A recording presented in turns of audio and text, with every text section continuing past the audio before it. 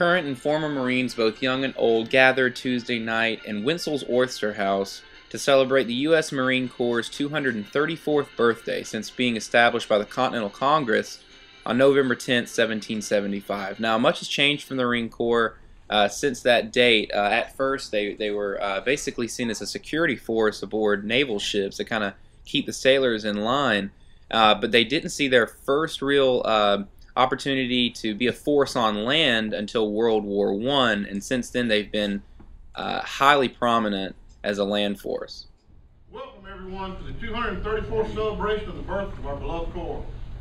I'm Harold Battle, and I'm the current Commandant of the Johnny Mike Spann Detachment number 1272 of the Marine Corps League. We just commonly refer to it as the Mike Spann Detachment.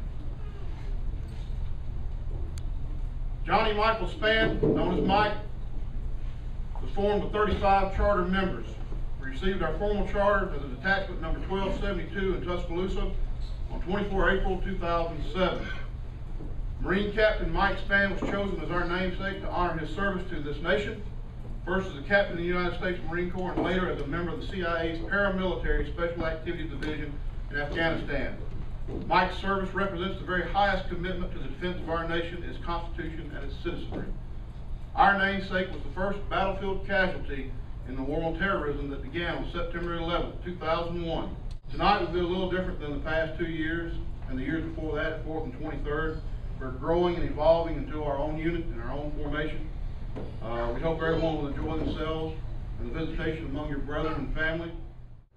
At this point in the night, the over 100 gathered there in the back room at WIntzell's turned their attention to an audio recording of Marine Commandant James T. Conway as he gave the annual birthday address.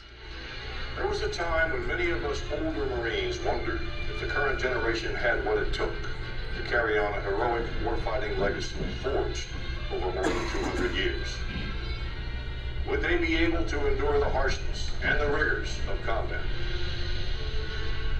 Would they rise to the level of valor that has traditionally been the hallmark of our Corps?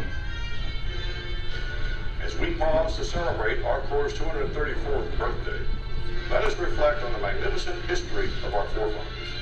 But let us also pay tribute to those brave men and women, today's heroes, who willingly go into harm's way in Afghanistan and Iraq. To our families who stand behind us and sacrifice every day. To today's generation of heroes, and to being one of the few, the United States Marine.